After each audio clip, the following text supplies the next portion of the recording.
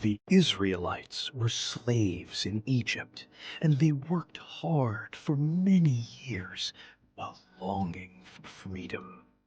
They prayed to God for help, and God chose Moses to lead them out of Egypt. Moses trusted God's plan and went to Pharaoh to ask for their release. At first, Pharaoh refused, but after many signs, he finally agreed. The Israelites left Egypt and traveled through the desert, finally experiencing freedom. However, Pharaoh changed his mind and became angry that the Israelites had escaped. He sent his army after them, and the soldiers prepared their chariots and raced across the desert.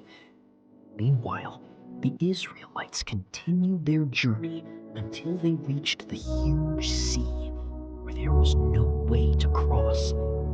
Behind them, the Egyptian army was closing in, and fear spread among the people.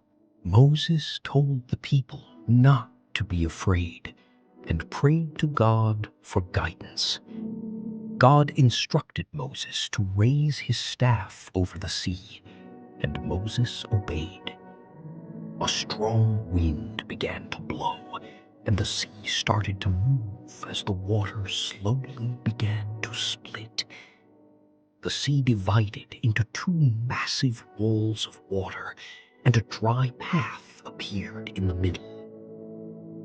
The Israelites moved forward and walked through the sea, while the towering walls of water stood on both sides.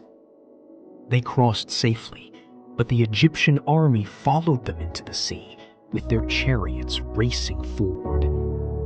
Confusion spread among the soldiers as they pursued the Israelites through the path. When the Israelites reached safety, Moses raised his staff again, and the waters began to return.